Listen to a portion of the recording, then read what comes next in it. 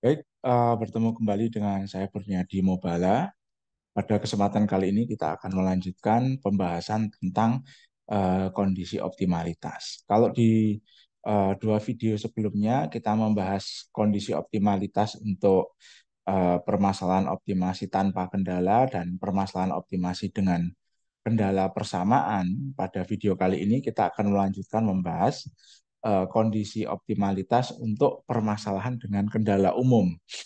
Kendala umum ini adalah kendala persamaan dan pertidaksamaan. Nah, strategi umumnya, jadi kalau kemarin di kendala persamaan, itu strategi umumnya adalah kita menyusun fungsi baru yang namanya fungsi Lagrange, yang merupakan gabungan antara fungsi objektif atau cost function dengan kendala persamaannya, di mana kendala persamaannya diskala menggunakan bilangan pengali Lagrange. Nah, di permasalahan dengan kendala persamaan dan pertidaksamaan, strateginya juga sama. Oke, strateginya juga sama. Jadi nanti kita susun fungsi Lagrange yang merupakan gabungan dari cost function, kemudian kendala persamaan dan kendala pertidaksamaan. Nah, agar supaya kendala pertidaksamaan ini bisa masuk ke dalam fungsi Lagrange-nya, nanti kendala pertidaksamaannya kita konversi menjadi kendala persamaan dengan menambahkan fungsi variabel pelonggar. Oke, jadi ini merupakan sebuah metodologi yang menarik, gitu ya. Jadi basically dari kalkulus kita mendapatkan kondisi syarat kondisi optimalitas untuk sebuah fungsi. Nah, kemudian ini yang kemudian diterapkan untuk permasalahan optimasi yang tanpa kendala. Kemudian ketika ada kendala, cara untuk mengatasinya adalah kita menyusun fungsi baru sehingga kendalanya itu masuk menjadi ke dalam fungsi baru tersebut, sehingga dengan demikian syarat optimalitas di permasalahan optimasi tanpa kendala dapat diterapkan untuk kendala persamaan. Nah, nanti di kendala umum di mana ada kendala pertidaksamaan, strateginya adalah kendala pertidaksamaannya diubah menjadi kendala persamaan sehingga bisa dimasukkan ke dalam fungsi Lagrange. Oke, baik. Nah, permasalahan optimasi yang memiliki kendala pertidaksamaan, kendala tersebut bisa berada dalam kondisi aktif atau tidak aktif di titik optimum. Nah, eh, padahal titik optimumnya itu tidak diketahui sebelum permasalahan optimasi diselesaikan. Jadi secara a priori sebelum kita ketemu solusinya, kita nggak tahu itu titik optimumnya ada di mana. Oke, jadi dengan demikian kita tidak tahu mana nanti kendala yang akan aktif atau tidak aktif. Oke.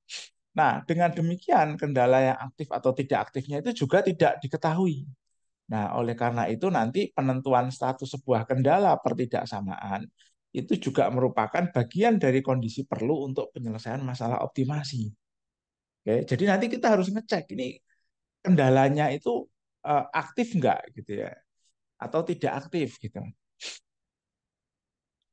Nah, jadi permasalahan optimasi dengan kendala pertidaksamaan, kendala umum gitu ya, yang ada kendala pertidaksamaan itu bisa jadi tidak memiliki solusi. Jadi dia bisa jadi tidak memiliki solusi. Kenapa? Kondisi ini bisa terjadi kalau kendalanya itu berlebih atau over constraint. Jadi di mana nanti syarat yang diminta oleh kendala-kendala tersebut saling berkonflik sehingga tidak dapat dipenuhi. Jadi karena nanti itu formulasi kendala itu dirumuskan oleh manusia, bisa jadi nanti kendalanya itu berlebih dan ada dua atau lebih kendala yang saling kontradiksi gitu ya, saling konflik satu dengan yang lain sehingga tidak ada solusinya gitu. Nah, apa yang terjadi?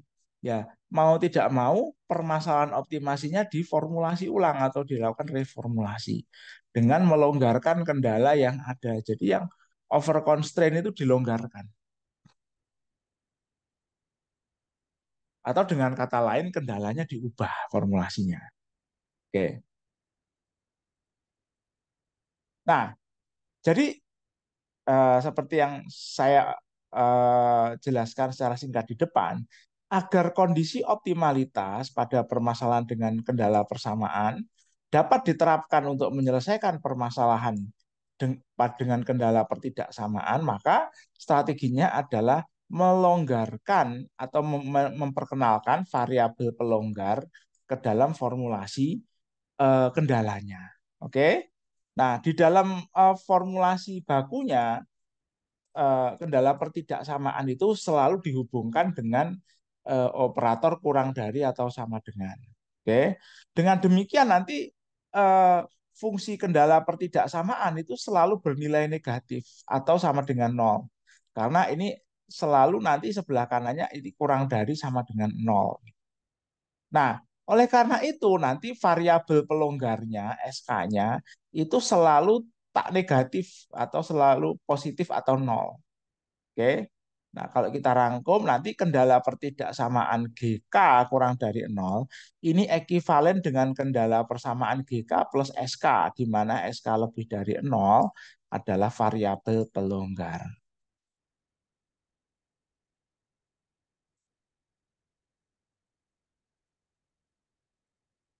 Oke. Nah, di dalam formulasi di atas ini tadi, di dalam formulasi ini, ya, itu kelemahannya adalah, oh sorry maaf, variabel pelonggar SK-nya itu dianggap sebagai variabel desain yang tidak diketahui dan ditentukan berbarengan dengan variabel desain lainnya saat permasalahan optimasinya diselesaikan. Nah, ketika kendalanya terpenuhi, nanti variabel pelonggarnya ini sama dengan nol, gitu ya. Dan kendala disebut kendala aktif atau kendala ketat karena tidak ada kelonggaran. Ya, tidak ada kelonggaran ini adalah SK-nya sama dengan nol. Nah, di titik lain di mana kendala eh, tidak terpenuhi, gitu ya, itu nanti SK-nya lebih dari nol. Oh, sorry, kendalanya tidak aktif ya, SK-nya lebih dari nol. Oke, nah, eh, jadi nanti maaf ini typo ya. Jadi nanti formulasi ini nanti agak sedikit menyulitkan. Kenapa? Karena mau tidak mau SK-nya itu harus lebih dari sama dengan nol. Ini sama saja dengan menambah kendala pertidaksamaan baru. Oke. Nah, untuk mengatasi hal ini, formulasinya dirubah menjadi SK kuadrat sehingga kendala pertidaksamaan GK kurang dari sama dengan nol itu nanti kita anggap ekivalen dengan kendala GK plus SK kuadrat sama dengan nol.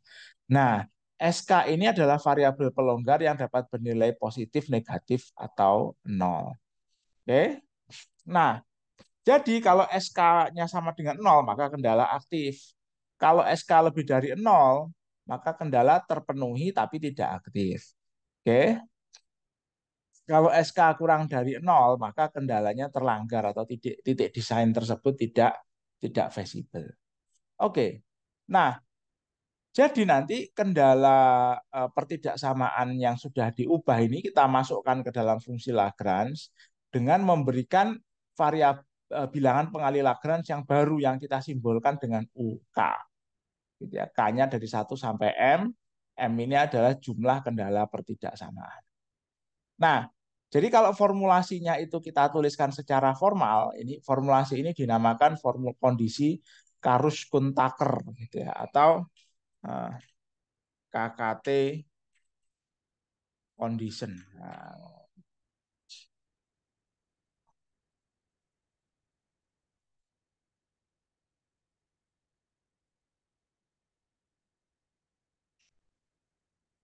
oke.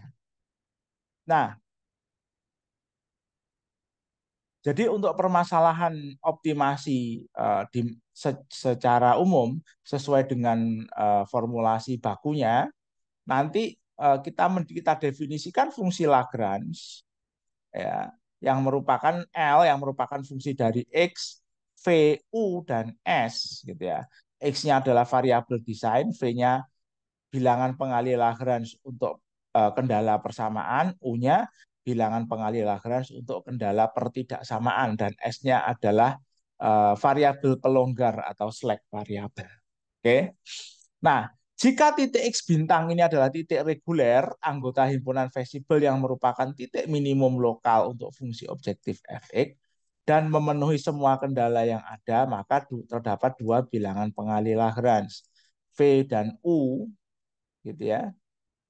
Sedemikian rupa sehingga fungsi Lagrange tadi menjadi stasioner terhadap XI, VJ, UK, dan SK pada titik reguler tersebut.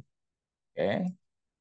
Nah, ini teoremanya seperti ini. Jadi eh, kalau kita bisa menyusun fungsi Lagrange ya, nanti kita akan bisa menemukan apa namanya?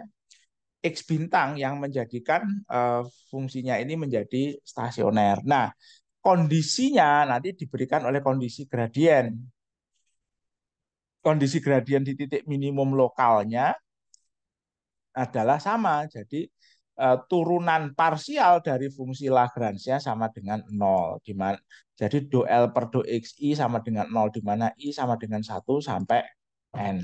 Oke, karena jadi N ini adalah jumlah variabel desain. Nah, kalau fungsi Lagrange yang kita turunkan terhadap VJ, nanti kita ketemu kendala persamaannya. Kalau kita turunkan terhadap U, ketemu kendala pertidaksamaan. Oke. Nah, kemudian pengecekan visibilitas kendala pertidaksamaannya diberikan oleh formulasi ini. Jadi SK kuadrat lebih dari sama dengan 0 untuk K sama dengan 1 sampai M. Jadi demikian penjelasan tentang kondisi optimalitas untuk fungsi dengan untuk permasalahan optimasi dengan kendala umum, yaitu kendala persamaan dan pertidaksamaan. Sampai bertemu di video selanjutnya.